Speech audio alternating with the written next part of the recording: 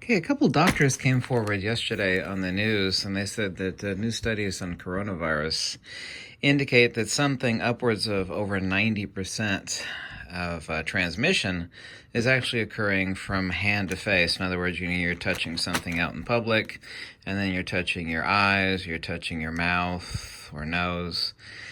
And gloves are not going to help that. The reason I see people walking around with gloves is that that's wonderful. It's just like a second layer of skin. It's not being transmitted through your skin. You're actually touching the dirty stuff with your gloved hand, and then you're scratching your eye or whatever. So this is something I've been doing for literally maybe 30 years. I came up with this as a teenager, believe it or not. It's especially useful for travel. I'll use 70% or 90% isopropyl alcohol.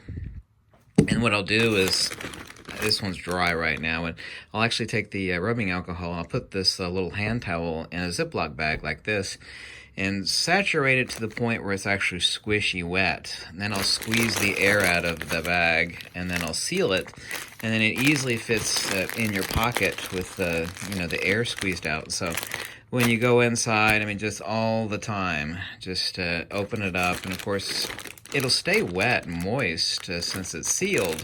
Normally isopropyl alcohol will evaporate pretty quickly, but it'll stay wet like that for days. And so after 2 or 3 days or even longer, you take the hand towel out and throw it in your dirty clothes hamper, and then just stick in another little hand towel and just saturate the hell out of it with the $2 bottle of isopropyl alcohol.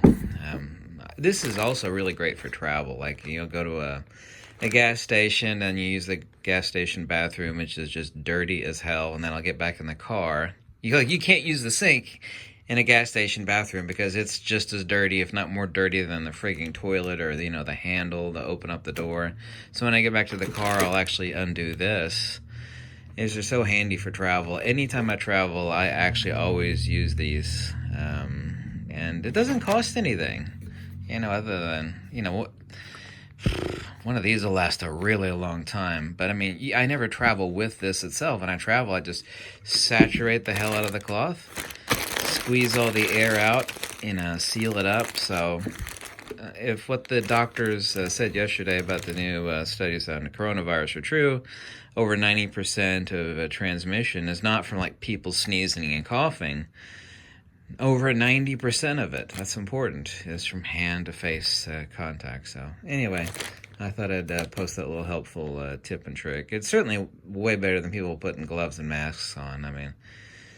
The gloves are not doing any good because you're picking up the germs on the gloves, and then you're scratching your hand or mouth or whatever when you're wearing the gloves. So you haven't done yourself any favors. Unless someone has the virus and they're coughing right in your face, wearing the mask is not doing well. I'm only going by what the doctor said. Okay, over 90% is from hand to face transmission. So anyway, I think I made my damn point. Stay safe. But, don't live your life in hysteria and fear. There's a difference between being safe and common sense and crazy-ass hysteria. Yeah. Yeah. Right.